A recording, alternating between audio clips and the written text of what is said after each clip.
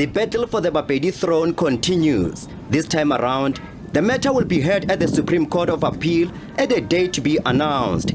Queen Manyaku Thulare will be challenging her removal as the regent of the Bapedi Kingdom in court.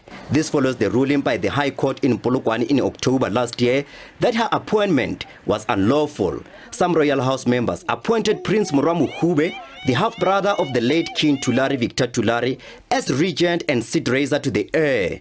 The Queen Mother's house says she will continue to rule until the matter is settled in court.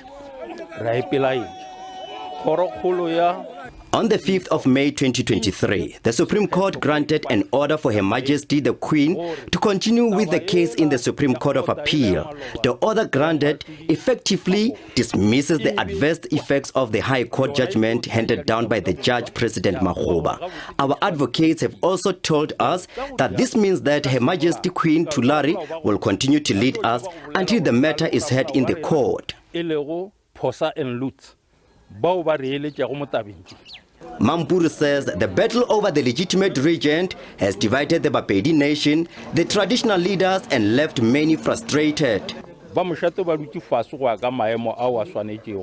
The Royal Council set down following the passing of our late king that the Queen Mother should continue to act as a regent until we marry a country wife. That is going to ensure that the Bapedi Kingdom continues. In our culture, once the country wife is married, it's a secret of the royal house as to who should ensure that she gives birth to the future king.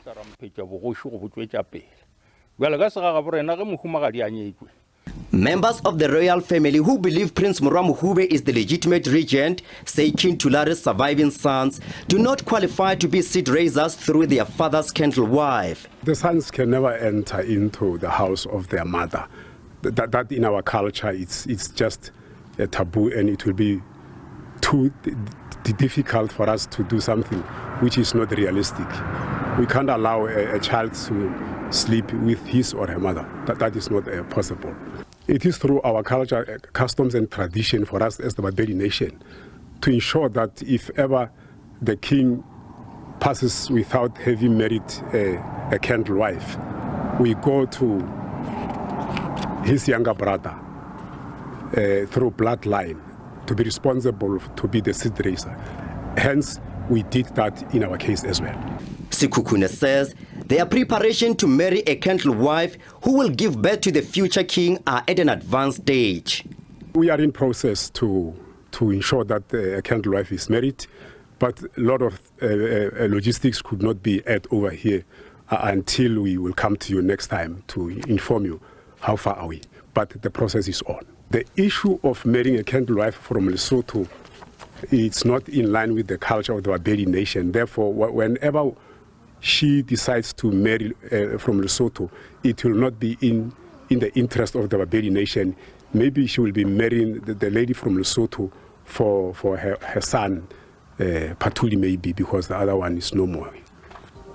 The late King Thulare Victor Thulare is survived by 2 wives, 4 sons and a daughter. All his children are not eligible to ascend to the throne because their mothers are not country wives. Both the applicant and the respondents in the kingship dispute are hopeful that the Supreme Court of Appeal will rule in their favor. SABC News, Mohlale.